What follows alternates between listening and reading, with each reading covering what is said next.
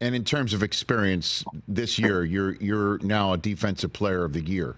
You're fresh. You're officially that. You've reached the pinnacle of your side of the ball, to say the least, and made the playoffs too. So where do you go from here, do you think, Patrick?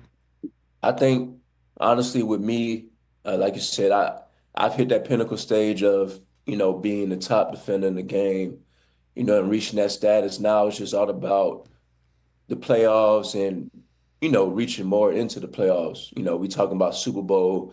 We talking about finishing the playoffs out the right way. I know last year wasn't the result we wanted to end it with, but I think we capped it off a good way by reaching the playoffs for the first time in like 7 years, and that's good for the organization. But that's something to build off of. We learned from that game, and we know now what it takes to reach that stage, but to also finish out the right way. And I think we have the right team to do so. We got young talent all across the board.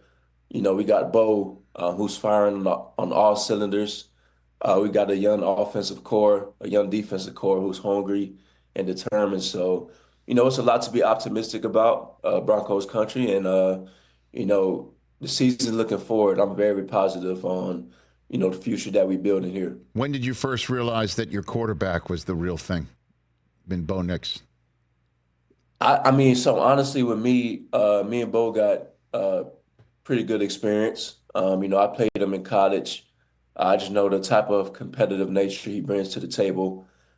He's the type of athlete and the type of player you want on your team and in the locker room. I just remember in OTAs when one of the first passes he made, he threw a no-look pass, just confidently, a laser across the middle, a no-look pass, one of his first days in the NFL. And I remember I was thinking about, hey, I was like, yeah, this kid gonna be good. Like, I mean, I just seen it early on in his career in college, but now in the league, seeing his growth and success. I mean, he has a bright future, and I'm looking forward to winning plenty of games with him for sure. Yeah, it's kind of crazy. You've been in the league since 2021. And we're talking about your rookie quarterback. And you're like, I played against him in college because Bo was. He played. He had like damn near 60 starts in college. So was this an Iron Bowl when you played against him? You're Alabama. He's Auburn. Is that what it Yeah, was? it was the Iron Bowl. We won it one. He had his win his freshman year, and the next year we bounced back and got ourselves a win. So we have ourselves an established rivalry going on with the Iron Bowl stuff for sure. I bet. But this year OTAs, that's when you're like, okay, we drafted him in the first round, and if we have to start with him, we got a real one here.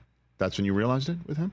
Yeah, that's when I realized. I mean, not even his play on the field, his leadership qualities as well too.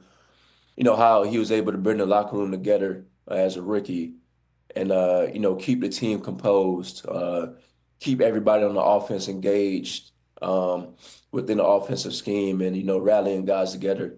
That's when I realized that he was a real deal, just by his leadership qualities and his personality. It's kind of contagious in a way, and everybody feeds off it. So, you know, uh, seeing Bo with his career and how much he's grown throughout this past season, you have no choice but to be, positive. Catch the Rich Eisen Show live weekdays from 12 to 3 p.m. Eastern on Roku Sports Channel in the U.S.